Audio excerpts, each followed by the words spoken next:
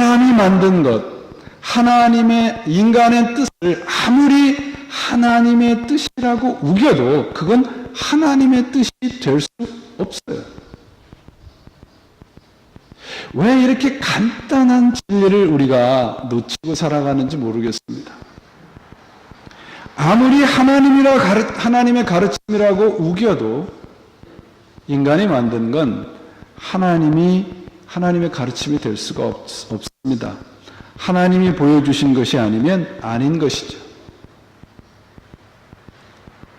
금송아지를 하나님이라 우기는 것, 그게 다른 복음입니다.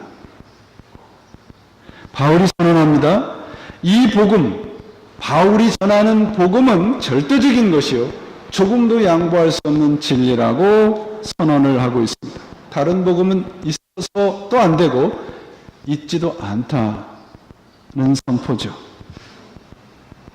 그래서 오늘 말씀을 보시면, 형제들아 내가 너희에게 알게 하노니 내가 전한 복음이 사람의 뜻을 따라 된 것이 아니라 이는 내가 사람에게서 받은 것도 아니요 배운 것도 아니요 오직 예수 그리스도의 계시로 말미암은 것이라.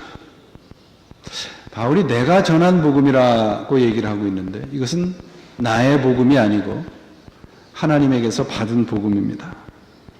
하나님이 직접 보여주신 것이에요. 사람의 뜻으로 된 것도 아니고 사람에게서 배운 것도 아니에요.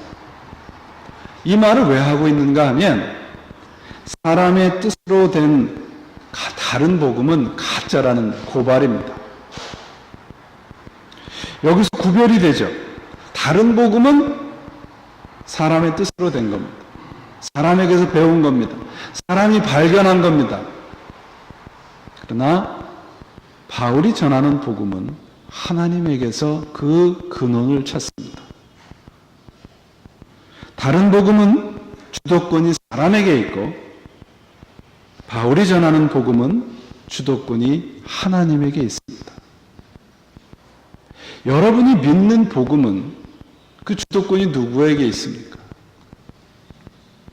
계시란 말의 어원은 말 그대로 이 너울을 벗긴다라는 뜻입니다.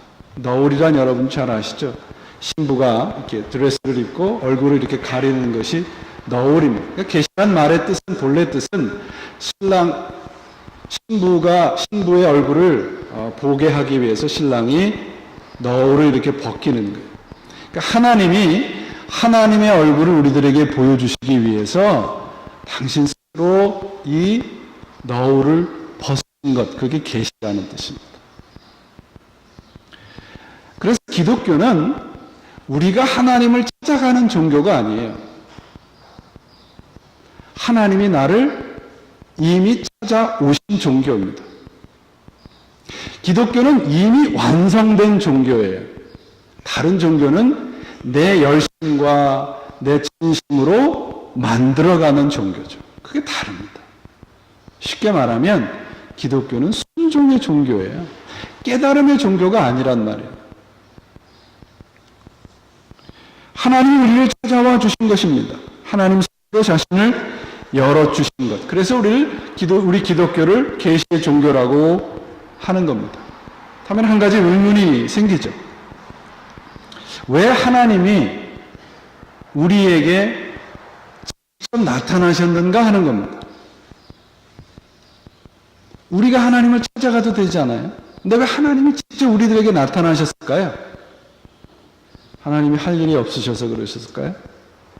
그것은 우리들은 하나님에게 다가갈 수 없는 존재이기 때문에 그래요. 아무리 애를 써도 우리 안에는 그런 욕구나 능력이 없다는 겁니다. 이것을 우리는 원죄라고 부르죠. 나는 하나님에게 다가갈 수 없습니다. 하나님이 다가오셔야 됩니다. 그래서 하나님이 강권적으로 나에게 나타나신 사건이 성육신, 계시의 사건이에요. 이사야는 좀 더 이 말을 우리들에게 쉽게 풀이해 줍니다. 그것을 하나님의 열심이라고 부르죠. 하나님이 당신의 열심으로 우리에게 나타나셔서 우리를 구원하시는 사건, 그게 계시란 말이에요. 계시는 곧 일방적으로 하나님이 지시하시고 나타나시고 인도하시는 겁니다. 제 아들 녀석이 그러니까 벌써 올해면은 이제 20살이 돼요. 근데 얘가 한 1살 반 정도까지는 천사였습니다. 정말이에요. 천사였어요. 집에 애가 있는지 없는지 모를 정도로 천사였어요.